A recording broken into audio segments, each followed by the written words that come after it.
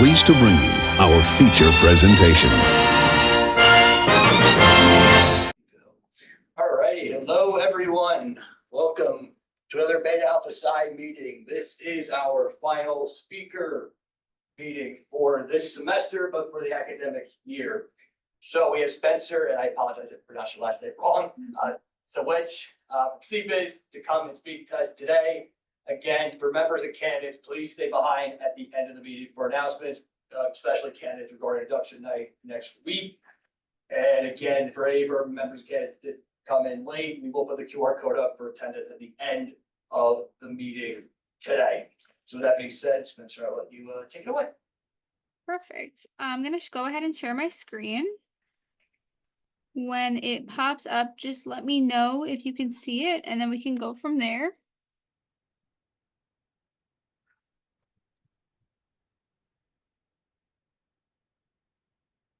How am I doing so far? We can see your screen.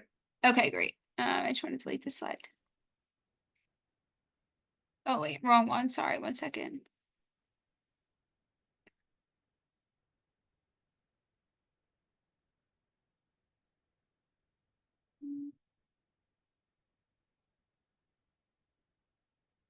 Okay.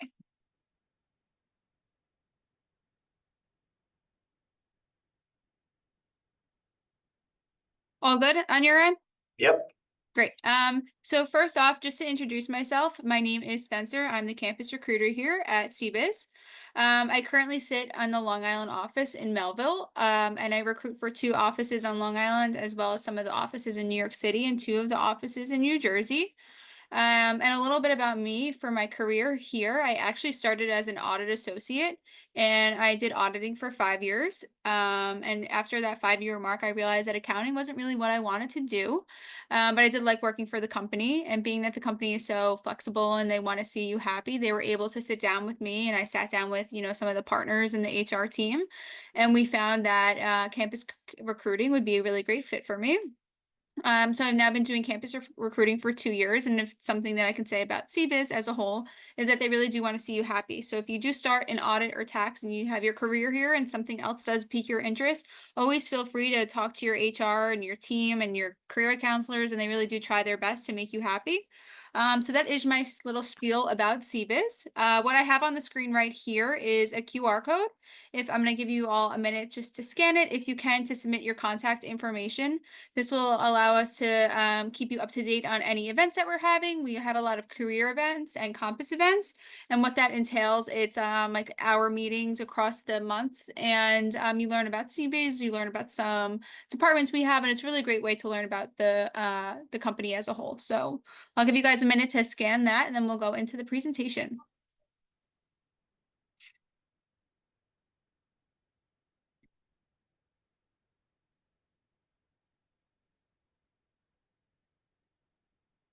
All right. So a little bit about the company. We have over 10,000 team members with 160 offices, over 36 states, and we hit about 21 major markets. 10,000 team members seems pretty large on a scale. The good thing about our company, though, is that we're still aiming to hit and audit and service middle market clients. What that means is that your team sizes are still going to stay relatively small. Your team sizes will range from 5 to 10 people, and you'll always have a senior, an associate, a manager, and even a partner on the job with you. And that allows you to see the audit or the tax return you get to see the tax or audit from start to finish. It really does help you round out your career, and you'll be working firsthand with, the managers, senior managers, and partners. It does sound very cliche, but I can promise you, I see it on a day-to-day basis, is that, you're not going to be like a number here, and the partners really do care about you, so you will be working with them hand in hand. And if you guys have any questions, feel free to stop. I can't really see much in the little picture of you guys sitting there, but if you do have any questions, feel free to stop me and I can always answer your questions. Along with this slide, there is a map that gives a little bit of a background on how many offices we have and where we're located. You can see we're heavily located in the Northeast region, as well as the West Coast and Midwest.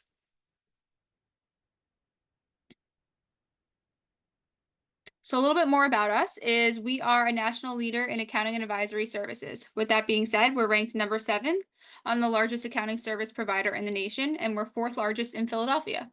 And our annual revenue is about 2.8 billion so far. We don't only provide tax and consulting services. We are an independent certified public accounting firm. We provide financial state audits and other attest services. We are also building out our team with AI, which is kind of cool. We learned about it today. So if AI and that stuff interests you, always feel free to reach out. We are growing our team here. Like many other national firms, our tax and attest practices are organized as separate independent legal entities that work seamlessly together to provide to our clients. This slide here shows all of our workplace awards. We're very honored to receive them. I do think that we have a great work-life balance and a great company culture here, and it does show and shine through our employees. So today, instead of doing a normal accounting presentation, we're going to talk about budgeting and how to budget for your future. So the first thing is, what is a budget? A budget is a spending plan based on your income and expenses. This will give you the estimate of how much money you'll make and spend over a certain period of time. You can budget weekly, monthly, yearly, etc. And you can identify on where you can save. This is really important when you do graduate college and you are getting your first job or internship, just because of the fact that you have so many things that go into your first career, such as potential student loans, car payments, apartment rent, anything like that can really be put in your budget and help you save for the future as well. So why do we budget? We want to be able to monitor our cash flows, prepare for our unpredictable events, and enjoy financial confidence and success. Right here, we do have a 7-step information on how to create a budget. The first thing you're going to want to do is you're going to want to add up all your income, whether that be your wages, your tips, your investments, total them all together. Secondly, we're going to want to calculate your expenses, whether that be the rent, your food, your phone utilities, insurance, transportation. There's also things like if you like to use DoorDash or Uber Eats or Uber in particular, if you kind of are going out on the weekends, you want to kind of figure out what those expenses are as well. Third off, you're going to want to identify your debt. A lot of times after college, you might have some student loans, a car loans, or even start with your credit card loans. After you identify all your debt, you're going to want to track your spending. This also goes along with your Ubers and your Uber Eats. Every dollar spent with your cash or your credit card, you're going to want to keep your receipts. A lot of people, I feel like when you do go out to eat and get receipts, you're always asked, do you want a receipt?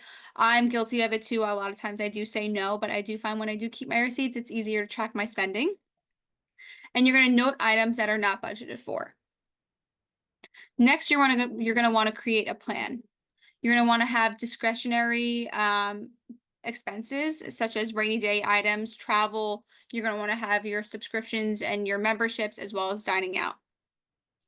6th on the list is you're going to set your financial goals. What do you want to do in a year's worth of time, in a month's worth of time, in a week's worth of time? Do you want to save your money? Do you want to pay off your debt?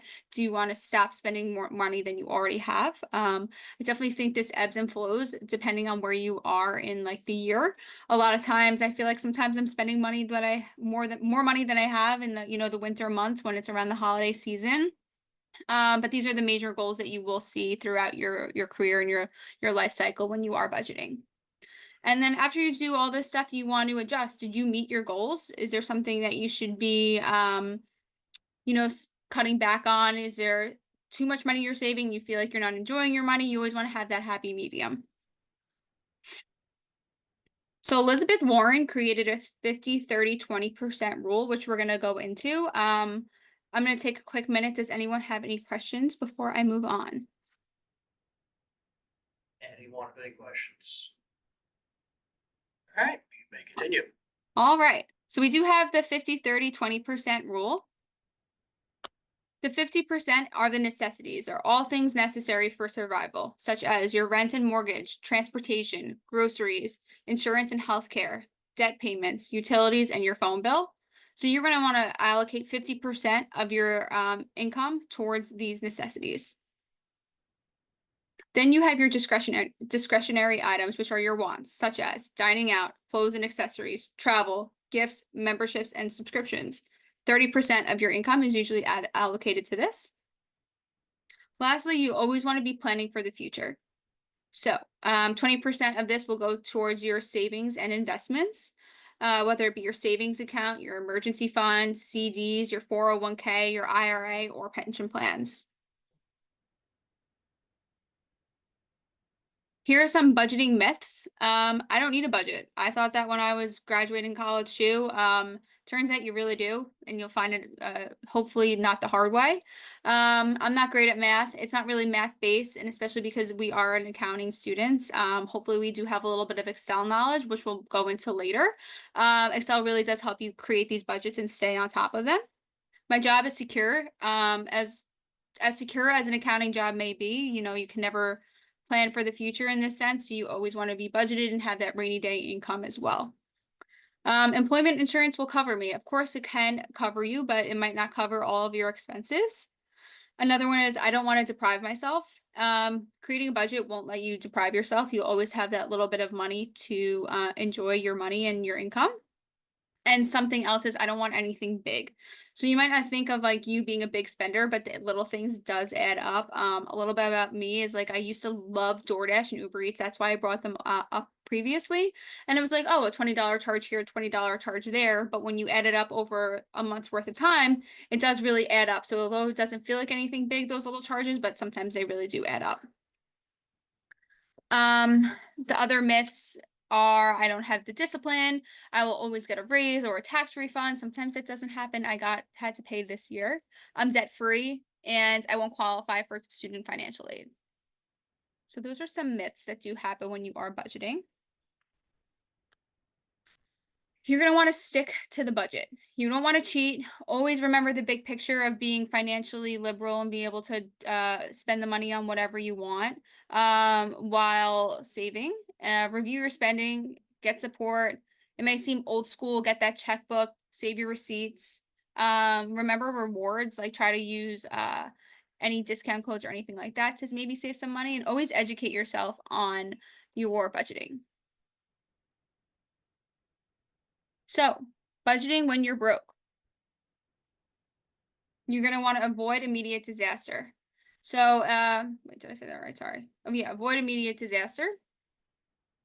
If something does happen, you can always request bill extensions or payment plans. Don't skip the payments or incur late fees. Sometimes you just need to reach out to them and say, hey, I'm going to be late. Sometimes they do give you those extensions.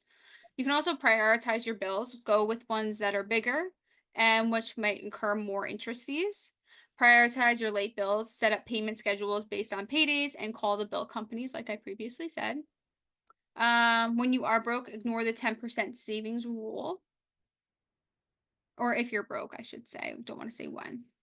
Savings can wait until you reclaim your financial stability. So always remember to kind of pay off those bills, and like if you can't save at the time, then pay them off first. You want to face your spending.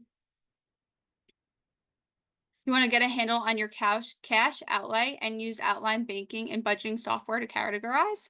If you're a big TV commercial guy, I know that there's the Rocket mortgage and the Rocket spending. It really does even show how many subscriptions that you might have that you forgot about.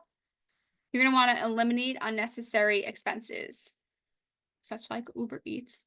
Cut the items you won't miss. Pick up your food. Change expensive habits and switch carriers and providers. If you do have a car insurance or something like that and it's going up, feel free to call other providers as well. Again, something that just happened to me very recently, my car payment, I realized has doubled since, my car insurance payment has doubled since I last paid for it. So I was able to call and see what was going on, and they kind of were raising my premiums for no reason, and I was able to switch over and cut my payment in half. So always call and switch carriers and providers if needed. If you are at a high credit card payment and you need to lower it, you can negotiate credit card interest rates, which is asking for a reduction in your APR. Next, track your spending. Use budgeting apps or software and track every cent just as needed each month. Like I said, there's that Rocket Mortgage. You can use Excel. I'm sure there are other ones if you look them up as well. And if you are in the situation that you are broke, always seek new income. You can work overtime, get a second job, or do some freelance work. Or you can sell your clothes on Poshmark. I've done that before. Okay. Some budgeting tools. Excel is a great one to budget your income. And you can break down your income, subtract your expenses, and get an idea of what you can save on a month-to-month basis, and you can plan ahead. There's other apps such as Good Budget, Nerd Wallet, Mint, Honeydew, and more. Again, a good quick Google search may do the trick. I'm sure you can probably use AI at this point too to help make a budgeting plan. And Experience website. More income does not mean more saving. If you're making more money, it does not equal to being able to save more. If your spending habits and your financial decisions are poor when you make 60K a year, they will remain the same when you're making 70K a year, and so forth. Do not inflate your lifestyle with promotions, example, new cars, new monthly expenses, and more liabilities. Always be aware of your budget, spending, and goals regardless of income. Okay, so for building credit, there's a few ways that you can build credit. One is become an authorized user. If you can't become a regular user on your credit card, be an authorized user on a family or friend's credit card. It will help you build your credit. You can also do credit card building debit cards. It builds credit without incurring any debt, and it's based on a payment history. And you can do a secured credit card. It's easier to qualify. It requires an upfront deposit, and it may charge you additional or annual fees. Another way to build credit without credit history is a credit builder loan. Installment loans are usually for smaller amounts. Funds deposited to a CD or savings account by a lender, repaid over a short period of time, up to 1 year. You can also get store cards such as like the American Eagle, Macy's card, etc. This will be easier for you to qualify, and you may charge, but they may charge you higher interest rates. Next is rental payments. They're not usually included on credit reports, unlike utilities, but you can request a landlord to report it. Ways to optimize and boost your credit. Number one is always keep less than 30% utilization on the credit cards. You don't want to be maxing them out every single time. You want to pay on time every single month. You want to pay in full or more than the minimum. Have diverse debt, such as credit cards, car loans, mortgage, and student loans. And just remember, if you can't pay it back in full at the end of the month, don't put it on a credit card.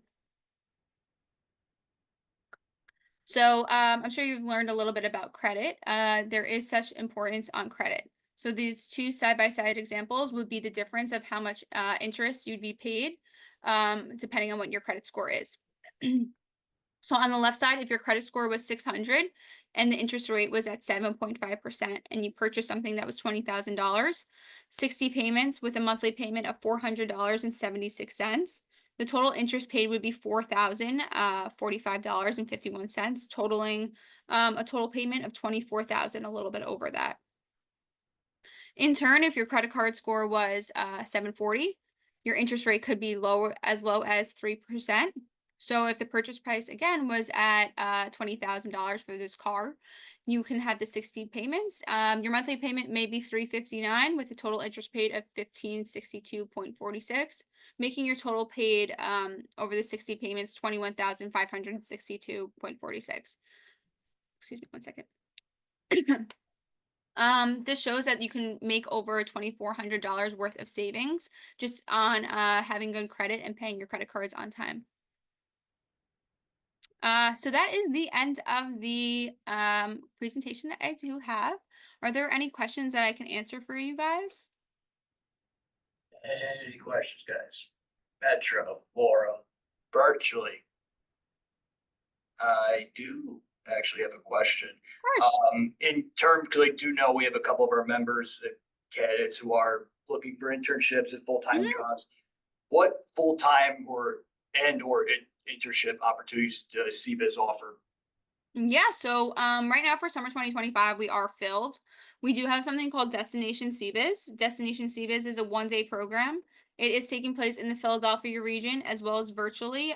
Don't know the Philadelphia region off the top of my head, but virtually it is taking place on May 28th, where you'll be able to have some insight about CBIZ and sit in on partner panels. It's a really good way to get your foot in the door. We do have summer 2026 internships left.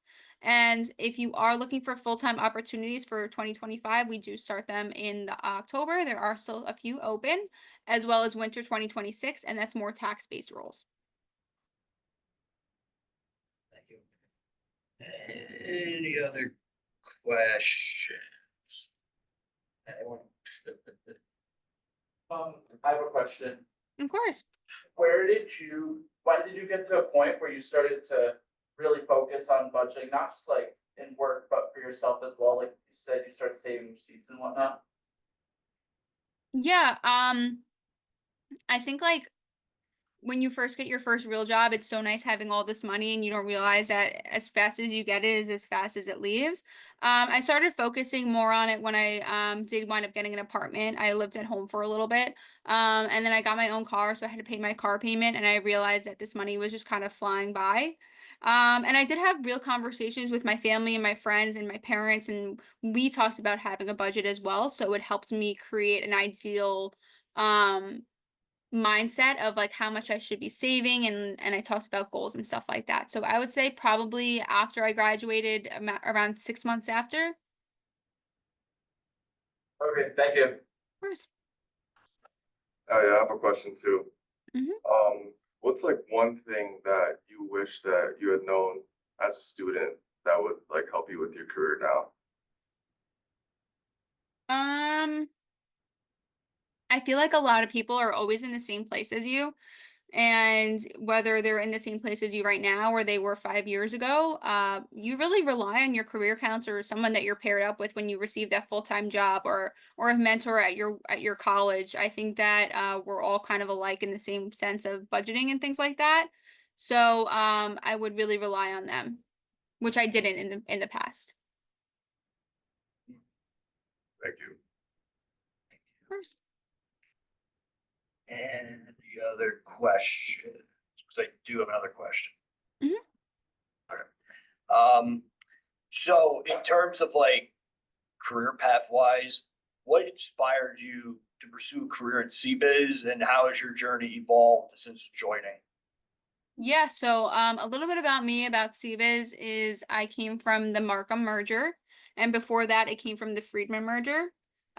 So it was like two really big career events for me. And the one thing I'll say is that I stayed, and I think that speaks enough for the company. What made me stay here, I think, is really their flexibility. Some fun things that we do have here at CBIZ is a flexible work schedule in the summer.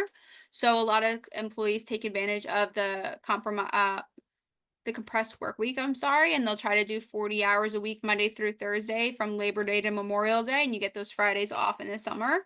That really helps make people stay. We do have CPA bonus incentives, and we do provide study materials for Becker. And I really do think the fact that we are still hitting the middle market of clients is really important, because you're still like not a number here at CBIZ. I know it sounds very cliche, but these partners, they really care about you. They want to see you succeed. So they'll be coming to you, talking to you, making sure that you understand what you're doing. And I really do think it makes a difference on CBIZ compared to another company. I have one more question. You said you started in audit with CBIZ, but then you realized audit wasn't for you. What was it about CBIZ that made you still want to stay with the company? I think it really boils down to the people here. I think that it's such a great opportunity. There's so many avenues that you can go to in CBIZ. You know, we have the regular audit and tax departments. We have our financial services team with consulting, advisory. We have AI, digital currency. We have real estate. There's so many different avenues that you might not have even known about when you're a student, that really just like allows you to stay if you do love the company, which I would hope that you would. Got it, okay. Yeah, I have one more question. Of course. So let's just say you're looking to intern or work at CBIZ. Like, what would you say? Like, what steps would you say you should take to get to Yeah, that? of course. So obviously go onto the career website and see what opportunities are available. If there's nothing available right away, definitely join those career compass events. We all post about them on LinkedIn. They're always on our CBIZ careers website. Joining Destination CBIZ as well. It's just a really good way to learn about CBIZ, and it gets your foot in the door because, you know, us campus recruiters, we're going to be attending these events. We're going to see who's signing on to them, who really wants a position here. And it just may put one step forward in terms of getting an internship or a full-time opportunity. Thank you. Of course. Any other questions? Your Metro Flora virtually once, twice, thrice. Okay, then. Well, thank you so much, Ben, for coming to speak to us today. Thank you. Of course. If you guys ever want to connect with me, I think my name is attached to this email. Please feel free to connect with me on LinkedIn. Send me an email if you have any questions about the recruitment process or budgeting. I'm always here to lend a helping hand. Thank you so much. Of course. Have a great rest of your day. Thank you. Bye. Members, candidates, please stay behind for announcements. All right, the QR code up for attendance for those of you late. Get that up here real quick. All right, well, once again, that next week is our last meeting of the semester and our last meeting of the academic year. Candidates, very, very important that you complete all your requirements. So if you have missed any meetings this semester, we'll allow you to submit your reflection papers on to our discussion board, but they have to be done by Tuesday night, like next Tuesday. Otherwise, they'll not be accepted. All candidates, you must be in person or virtually for induction night in order to get in. Because we've had that in the past where some candidates have come in and they didn't get in because they didn't show up. We do not want that to happen to you guys, so please make every effort in person or virtually. The IIA event that we put on the webcast announced on Monday, that's a free event month. It's happening this next Monday. If you know you need to get your tutoring hours in, please go see Damian Lugo for tutoring, as well as also make sure you schedule your hours. And then yeah, that's really all I have. Dr. Collery, anything I missed or, oh yeah, Quartz is sold. I completely forgot about that. Cords, it's still being sold, $15 for the stole, $12 for the cord, $25 altogether. Please Venmo us at BAP at FDU, stating what you bought and what campus you're on. If you're on the Forum campus, you go to W18 or Story Cold Metro. We will have to figure out a way to send that over to you guys. But yeah, anything else? Once, twice, thrice. Okay. All right. So that being said, that's it. Thank you all so much. And we'll see you all next week for our final meeting, induction nights, and the elections for the new e-board. Thank you all so much. Will I fall again?